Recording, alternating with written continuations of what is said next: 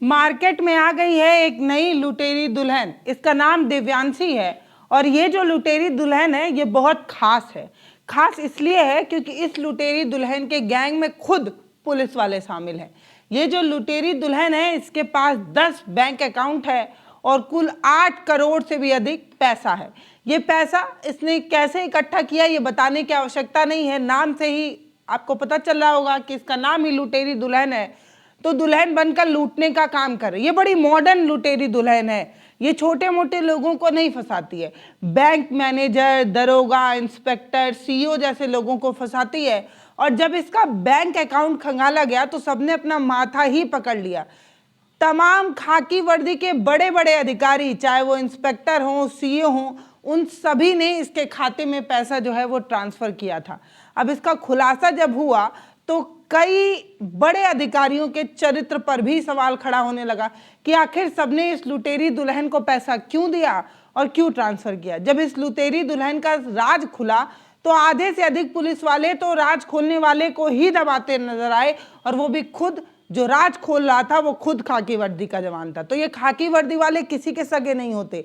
जब अपने पर आ जाती है तो ये अपनों को ही दबाने लगते हैं। मतलब जब इनका खुद का खाकी वर्दी का ही एक जवान इस लुटेरी दुल्हन के जाल में फंसता है और खुद जाकर एफआईआर दर्ज कराने लगता है, तब उस पर दबाव बनाया जाता है कि अरे भाई चुप रहो, तुम क्यों ही इसके खिलाफ जो है वो एफआईआर वगैरह करा रहे हो, देखो ले देकर कोई मामला सुलझ जाए तो सुलझा दो। ये जो लुटेरी दुल्हन दिव्यांशी है इसने अब तक 12 लोगों को फंसाया है और 3 बड़े सरकारी अधिकारियों के खिलाफ अब तक फर्जी केसेस जो है वो डाल चुकी है।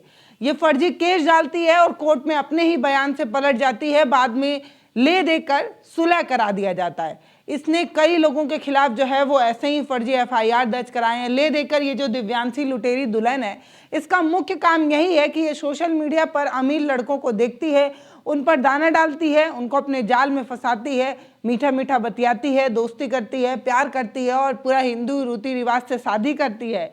और शादी हो जाने के बाद शारीरिक संबंध बनाकर फिर उन्हें ही जो है वो तमाम तरीके के मामले में फंसाने की कोशिश करती है, चाहे वो दहेज हो, चाहे वो अलग अलग तरीके का जैसे फिजिकल रिलेशनशिप, इन सभी चीज़ों का बहाना बनाती है और फिर उनको अपने जाल में फंसाकर उनसे पैसे ऐंठती है। इसमें इसने बड़े बड़े लोगों को फंसाया है। 2 बैंक मैनेजर को फंसाने के बाद इन्होंने 2 दरोगा को भी अपने जाल में फंसाया।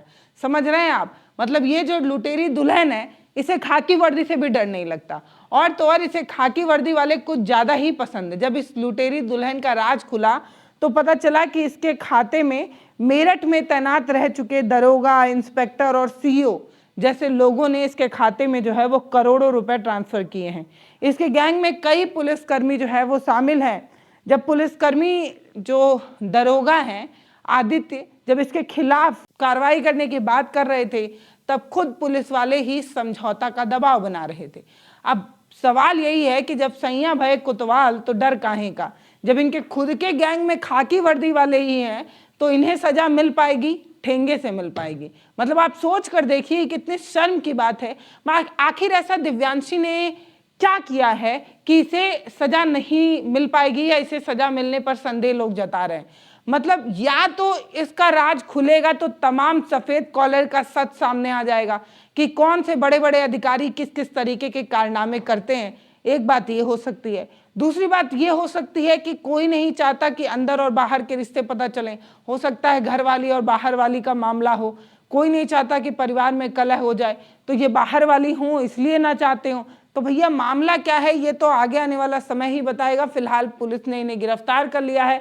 कहा जा रहा है कोर्ट में जाएंगी, बताएंगी कि इन्होंने अब तक कितने लोगों को फंसाया, क्या क्या किया। लेकिन अभी तक ये पता चला है कि 2 दरोगा, 2 बैंक मैनेजर समेत 12 लोगों को इसने अपनी जाल में फंसा लिया है। 4 लोगों से शादी भी कर चुकी है और इसके खाते से 8 करोड़ से अधिक रुपए जो है वो गिरफ्तारी के समय मिला है। सोमवार को इसकी गिरफ्तारी हुई है और कहा जा रहा है कि कोर्ट में जल्दी ही पेशी हो सकती है। तो 2 बैंक मैनेजर से शादी करने के बाद, उनसे रिलेशनशिप बनाने के बाद, उन पर फर्जी रेप केस का मामला दर्ज कराने के बाद इसने कैसे एक दरोगा को फंसाया, उसके बाद दूसरे दरोगा को फंसाने का जाल जो है वो डाल दिया था। बुलंदशहर के बीकानगर के रहने वाले आदित्य कुमार से इसने शादी की थी 17 फरवरी को, जिसकी एक तस्वीर भी आई थी। कहा जाता है कि सुंदर लड़कियां जो हैं वो बहुत जल्दी उनकी शादी हो जाती है, और ये वहां पर जो है इनका आप चेहरा देखिए, इनको देखते ही जो है इनकी खूबसूरती को देखकर जो है वो आदित्य भी शादी के लिए मान जाते हैं, और 17 फरवरी को इनकी शादी होती है मेरठ के बड़ा मखाना निवासी दिव्यांशी चौधरी से। धूमधाम से शादी होती है। आप शादी की जो फुटेज है उससे भी समझ सकते हैं कि कितनी बेहतरीन शादी जो है वो होती है। उसके बाद धीरे धीरे इन लोगों का ये अपने ड्यूटी पर चले जाते हैं। ये जो दुल्हन होती हैं दिव्यांशी, ये तैयारी के नाम पर घर से दूर ससुराल बाहर रहने लगती हैं। जब जब ये अपने ससुराल आती हैं, अपने बैंक अकाउंट से जुड़े तमाम चीज़ों को डिलीट करके आती हैं, जैसे फ़ोन पे और ये सारी चीज़ें डिजिटल पेमेंट के जरिए को सभी डिलीट करके आती हैं। इनके पति आदित्य को ये बात थोड़ी अजीब लगती है कि ऑनलाइन पैसा तो मंगाती है, लेकिन ये ऑनलाइन सारे एप्लीकेशन को डिलीट क्यों कर देती है। एक बार आदित्य ने इनका जो ये दिव्यांशी है उनका फ़ोन पकड़ा तो दिव्यांशी सकबका गई। ये बात आदित्य को थोड़ी अजीब लगी, और फिर ज़बरदस्ती जब उन्होंने उन तमाम एप्लीकेशन को इंस्टॉल किया जो पैसे से जुड़े हुए थे, यानी कि डिजिटल पेमेंट के जरिए को जब डाउनलोड किया उन तमाम ऐप्स को, तो उनका भी माथा चकरा गया। इतना बड़ा अमाउंट जो है वो इसके अकाउंट में मिला। इसके कुल 10 अकाउंट थे, मतलब 8 करोड़ से भी अधिक पैसा मिलने की बात आदित्य ने बताई। अब जब इसका राज खुलने लगा दिव्यांशी का, तब इसने अपने पति पर भी तमाम गंभीर आरोप लगा दिए। कहा कि आदित्य अच्छे नेचर का आदमी नहीं है, ये सोशल मीडिया पर लड़कियों को ढूंढता है, उससे बात करता है, दोस्ती करता है, फिर उससे फोटो और वीडियो मंगाकर उन्हें अपने जाल में फंसाता है और उनको ब्लैकमेल करता है। कई लड़कियों को ये ब्लैकमेल कर चुका है। ये बात जो है वो दिव्यांशी अपने पति आदित्य पर लगाने लगी, और 25 नवंबर को कमिश्नर कार्यालय में दिव्यांशी ने एकदम हाई वोल्टेज ड्रामा करके अपने पति पर ही तमाम आरोप लगाए और कहा कि करीब 15 लाख रुपए जो है इनके पति ने हड़प लिया है, और न जाने क्या क्या पति पर गलत संबंध होने की बात जो है दिव्यांशी ने की थी।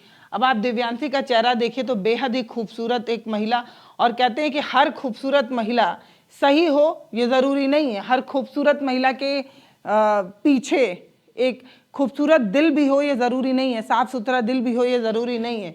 और ये जो खूबसूरत चेहरा होता है ना, ये कई बार ऐसे मासूम लड़कों को फंसाते हैं, और फंसाकर इस तरीके के दिन इन्हें देखने पड़ते हैं जब इन्हें पुलिस जो है वो गिरफ्तार कर चुकी है। और डीएसपी सेंट्रल श्रवण कुमार बता रहे हैं कि इनको गिरफ्तार कर लिया गया और मंगलवार को इनकी पेशी जो है वो हो सकती है। लुटेरी दुल्हन की कहानी, बैंक मैनेजर से लेकर दरोगा तक को इसने फंसाया था। इस लुटेरी दुल्हन ने झांसा देकर ये चौथी शादी रचाने वाली थी लुटेरी दुल्हन, जिसे अब गिरफ्तार कर लिया गया है। गवाल टोली थाना में तैनात दरोगा ने दर्ज कराई प्राथमिकी यानी कि एफआईआर, और आरोपी जो दुल्हन है दिव्यांशी, इसके पास करोड़ों रुपए मिलने का अनुमान जो है वो बताया जा रहा है। दिव्यांशी ने 25 नवंबर को पुलिस कमिश्नर से शिकायत की थी।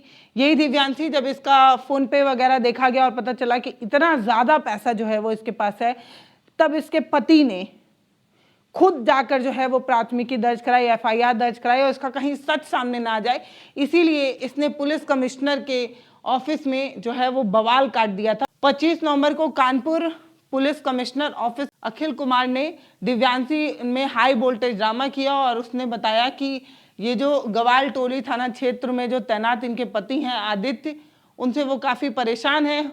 14 लाख के आसपास जो है उसने पैसे हड़प लिए, उसका भी आरोप लगाया। कहा कि दरोगा पति कई महिलाओं से अवैध संबंध रखता है, सोशल मीडिया पर लड़कियों को जो है वो चुनता है, उन्हें फंसाता है, दोस्ती करता है, शारीरिक संबंध बनाता है, फोटो वीडियो निकालकर महिलाओं को ब्लैकमेल करता है।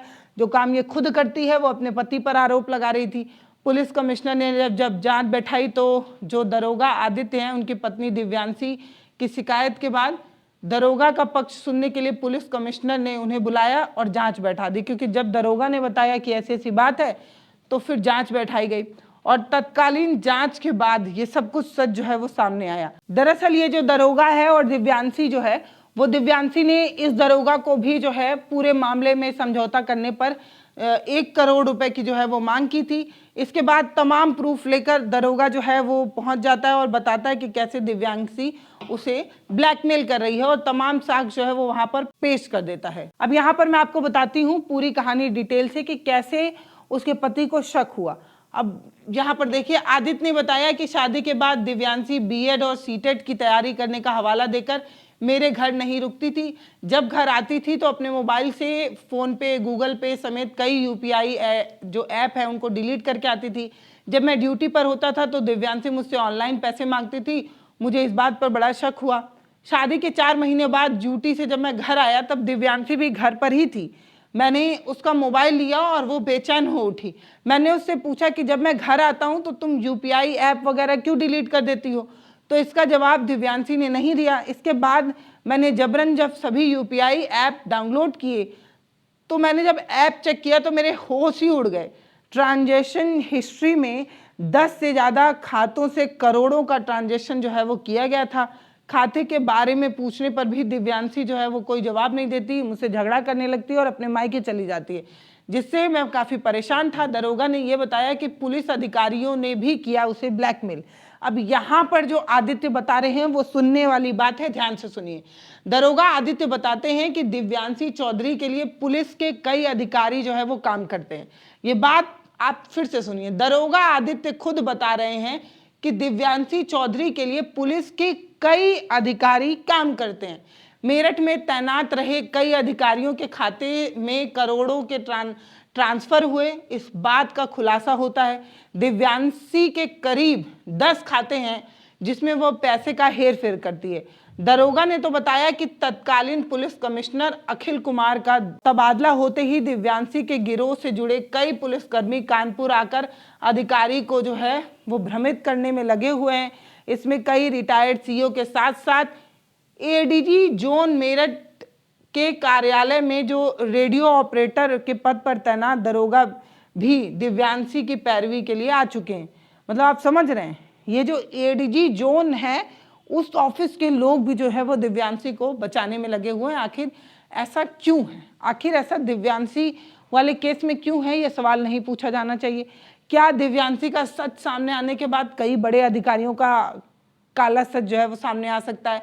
यूपी की एक महिला ने की 4 शादी, 2 दरोगा, 2 बैंक मैनेजरों के साथ फेरे लेने वाली दिव्यांशी की कहानी, जो मैंने आपको पूरी कहानी बताई, उसी पूरी कहानी को इस खबर ने भी जो है वो छापा है।